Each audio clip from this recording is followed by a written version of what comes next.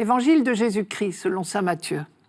En ce temps-là, Jésus disait à ses disciples : « Quand le Fils de l'homme viendra dans sa gloire, et tous les anges avec lui, alors il siégera sur son trône de gloire. Toutes les nations seront rassemblées devant lui. Il séparera les hommes les uns des autres, comme le berger sépare les brebis des boucs.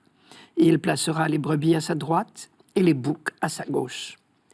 Alors le roi dira à ceux qui seront à sa droite : Venez, les bénis de mon Père, recevez en héritage le royaume préparé pour vous depuis la fondation du monde.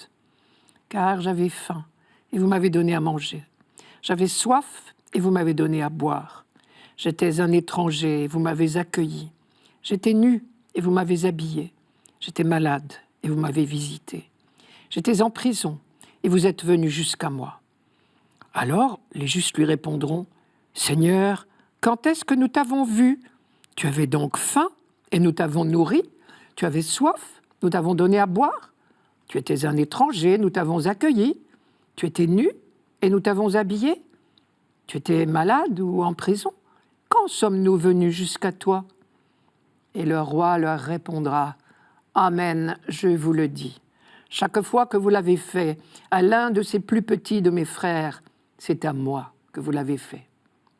Alors il dira à ceux qui seront à sa gauche : Allez-vous-en loin de moi, vous les maudits, dans le feu éternel préparé pour le diable et ses anges. Car j'avais faim et vous ne m'avez pas donné à manger. J'avais soif et vous ne m'avez pas donné à boire. J'étais un étranger et vous ne m'avez pas accueilli. J'étais nu et vous ne m'avez pas habillé.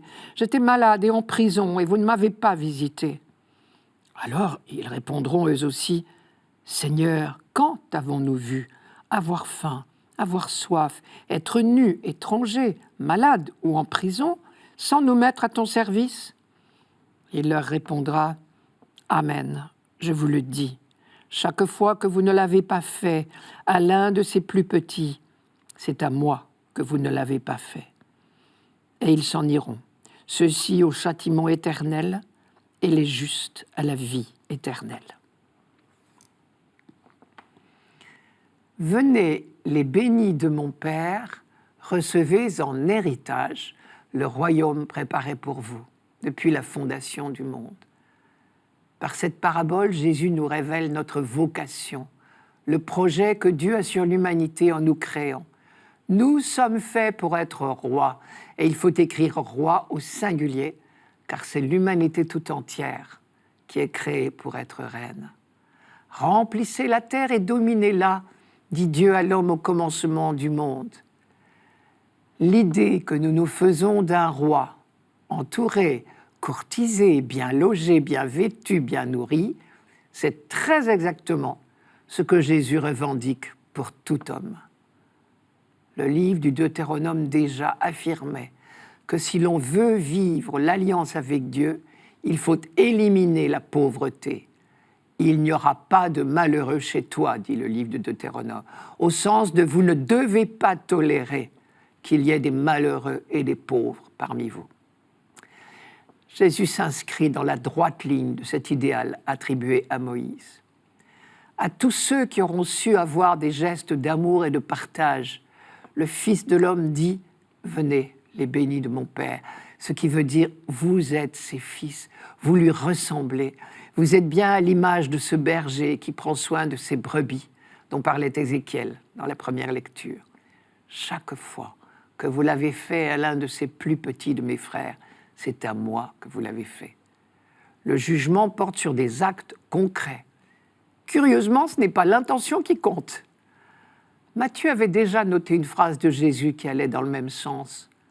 Ce n'est pas en me disant « Seigneur, Seigneur » qu'on entrera dans le royaume des cieux, mais c'est en faisant la volonté de mon Père qui est aux cieux.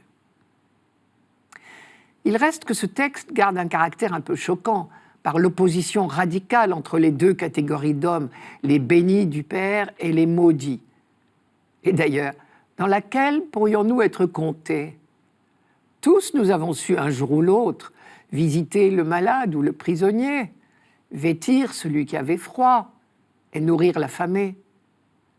Mais tous aussi, nous avons un jour ou l'autre détourner les yeux ou le porte-monnaie du détresse rencontrée. Aucun de nous n'oserait se compter parmi les bénis du Père. Aucun non plus ne mérite totalement la condamnation radicale. Et Dieu, le juste juge, sait cela mieux que nous. Aussi, quand nous rencontrons dans la Bible l'opposition entre les bons et les méchants, les justes et les pécheurs, il faut savoir que ce sont deux attitudes opposées qui sont visées, et non pas deux catégories de personnes. Il n'est évidemment pas question de séparer l'humanité en deux catégories, les bons et les justes d'un côté, les méchants et les pécheurs de l'autre. Nous avons chacun notre face de lumière et notre face de ténèbres. Si bien que, contrairement aux apparences, ce n'est pas une parabole sur le jugement que Jésus développe ici. C'est beaucoup plus grave et dérangeant. Il s'agit du lien entre tout homme et Jésus. Chaque fois que vous l'avez fait à l'un de ces plus petits de mes frères, c'est à moi que vous l'avez fait. Il est saisissant de resituer ce discours de Jésus dans son contexte. D'après saint Matthieu, cela se passe juste avant la passion du Christ. C'est-à-dire que ces ultimes paroles de Jésus prennent valeur de testament. Au moment de quitter ce monde, celui qui nous fait confiance, comme il nous l'a dit dans la parabole des talents, nous confie ce qu'il a de plus précieux au monde, l'humanité.